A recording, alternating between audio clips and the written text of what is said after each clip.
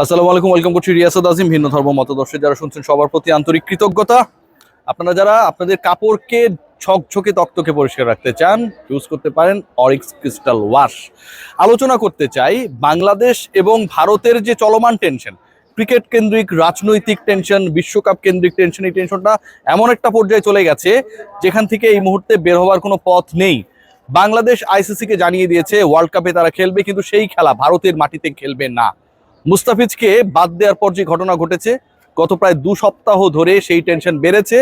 বাংলাদেশ তার অনর অবস্থান থেকে সরে আসেনি।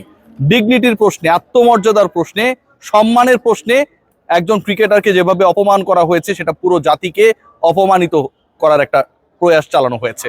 সেই জায়গায় বাংলাদেশ সরকার, বাংলাদেশ ক্রিকেট বোর্ড কোনো ধরনের ছাড় দেবে না। এবং এর মাঝখানে যখন আজকে আইসিসির প্রতিনিধি দল বাংলাদেশে এসেছে বাংলাদেশ সরকার এবং বিসিবির সাথে আলোচনা করতে, তাদের বোঝাতে, বাংলাদেশ সরকার এবং বাংলাদেশ ক্রিকেট বোর্ড তারা যেন রাজি হয়, তারা যেন কনভিন্সড হয় to play there upcoming world cup matches in the soil of India, সেই সময় একই সময়ে অভাবনীয় এক ঘটনা ঘটেছে। আয়ুষ মাত্রে, ইন্ডিয়ান আন্ডার-19 টিমের ক্যাপ্টেন এবং বাংলাদেশের ভাইস ক্যাপ্টেন, যেহেতু ক্যাপ্টেন আনওয়েল ফিল করছিলেন, ভাইস ক্যাপ্টেন টসে ছিলেন এবং সেই টসে তিনি যখন যান, আপনারা সবাই জানেন বুলাওয়েতে আন্ডার-19 ওয়ার্ল্ড কাপ চলছে, সেখানটায় আয়ুষ মাত্রে ইন্ডিয়ান আন্ডার-19 টিমের ক্যাপ্টেন বাংলাদেশের ক্যাপ্টেনের সাথে হ্যান্ডশেক করেন নাই। এর আগে এই ঘটনা আমরা দেখেছিলাম যে ভারত এবং পাকিস্তানের মধ্যে এই ঘটনা ঘটেছিল, চরম টেনশন ক্রিয়েট হয়েছিল।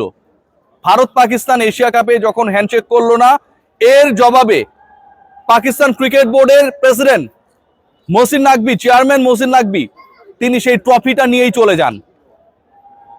ভারত পাকিস্তানের মধ্যে যুদ্ধ হয়েছে, ভারত পাকিস্তানের কাছে যুদ্ধ বিমান হারিয়েছে, অনেক ধরনের বড় ধরনের সীমান্ত সংঘাত ঘটেছে এবং এটার প্রেক্ষিতে ভারত পাকিস্তানের ক্রিকেটারদের সাথে হ্যান্ডশেক করে নাই। সেটাকে যদি আমি একটা কারণ হিসেবে ধরেও নেই, বাংলাদেশের ক্রিকেটারদের সাথে ভারতীয় ক্যাপ্টেন, বাংলাদেশের ক্যাপ্টেনের সাথে ভারতীয় ক্যাপ্টেন মাত্রের হাত না মেলানোর কারণটা কি?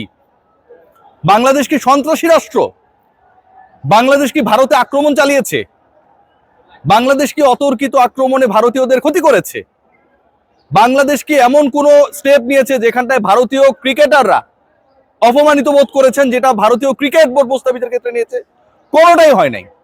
অথচ স্পোর্টসকে যদি স্পিরিটের কথা বলা হয়, বিশ্বকাপকে যদি ক্রিকেটের সর্বোচ্চ মঞ্চ বলা হয়, সেই বিশ্বকাপের মঞ্চে এই উদ্যত দেখেছেন ইন্ডিয়ান আন্ডার-19 টিমের ক্যাপ্টেন বাংলাদেশের ক্যাপ্টেনের সাথে হ্যান্ডশেক করেন নাই।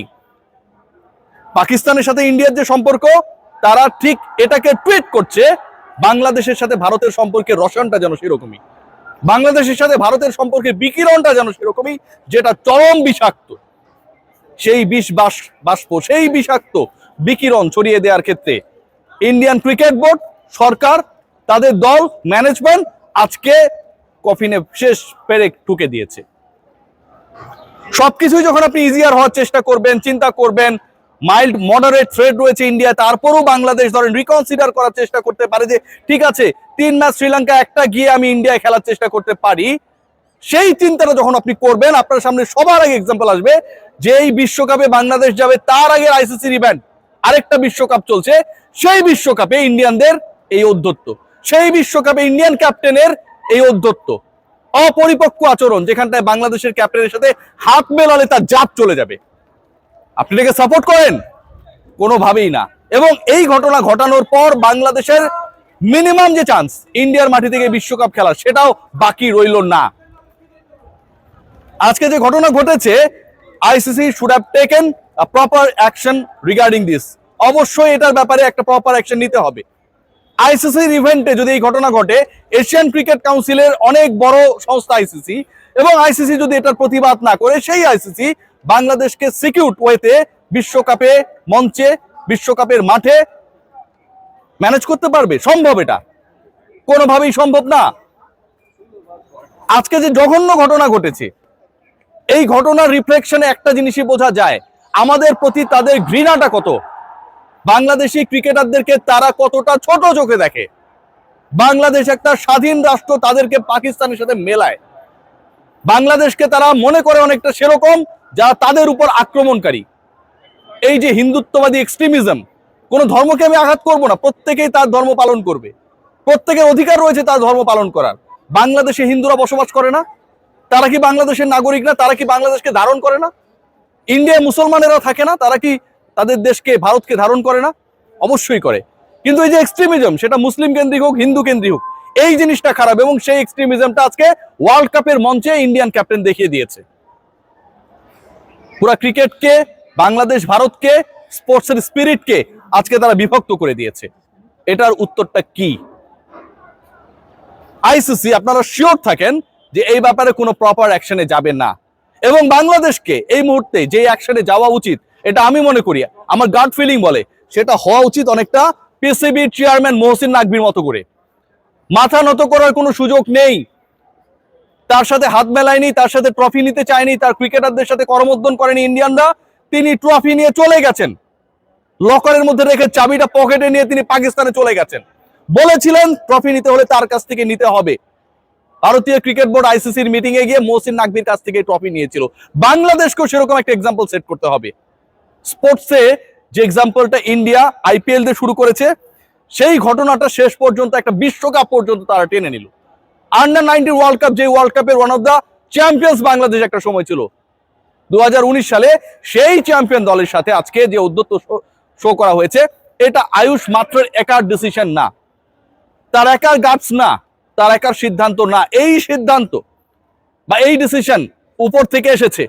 উপর থেকে যারা এই সিদ্ধান্তগুলো দেয় যে বাংলাদেশের সাথে হাত মেলানো যাবে না, সেই তারা বাংলাদেশি ক্রিকেটারদেরকে তাদের দেশে, বাংলাদেশি সমর্থকদের তাদের দেশে, বাংলাদেশি গণমাধ্যম কর্মীদের তাদের দেশে নিরাপত্তা ইনশিওর করতে পারবে।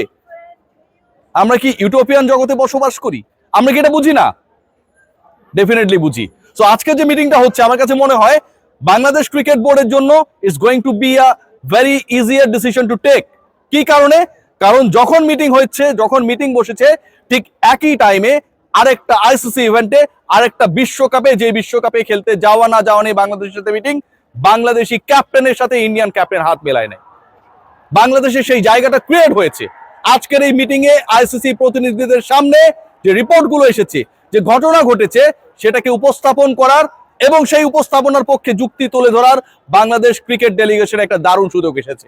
আই হোপ যে তারা সেটা করবে এবং এই ধরনের ঘৃণ্য ঘটনার প্রতিবাদ আমরা জানাই। বাংলাদেশ কোনো জঙ্গি রাষ্ট্র না। একটা রাষ্ট্র তার নিজের পায়ে দাঁড়ানোর যখন চেষ্টা করে, স্বাবলম্বী হবার চেষ্টা করে, সেই পথে আপনি এসে আপনার এক্সট্রিমিজম ছড়িয়ে দেওয়ার চেষ্টা করবেন, আপনি আপনার ক্রিকেটার মুসলমান দেখে আপনি হাত মেলাবেন না। আপনার ক্রিকেটার মুসলমান দেখে আপনার দেশের হিন্দুত্ববাদী সংগঠনগুলো আইপিএল থেকে তাকে বহিষ্কার করতে বলবে এবং সেটা রিফ্লেকশন আপনি বিশ্বকাপ পর্যন্ত, আন্ডার-19 ওয়ার্ল্ড কাপ পর্যন্ত টেনে নেবেন, তারপরও বাংলাদেশ কি আপনার দেশে ওয়ার্ল্ড কাপ খেলবে? এই অকল্পনীয়, অবাস্তব চিন্তা আমার কাছে মনে হয় আইসিসি বা বিসিসিআই কারোই করা উচিত না। সবাই ভালো থাকবেন। যা ঘটেছে তীব্র নিন্দা এবং ঘৃণা জানাচ্ছি।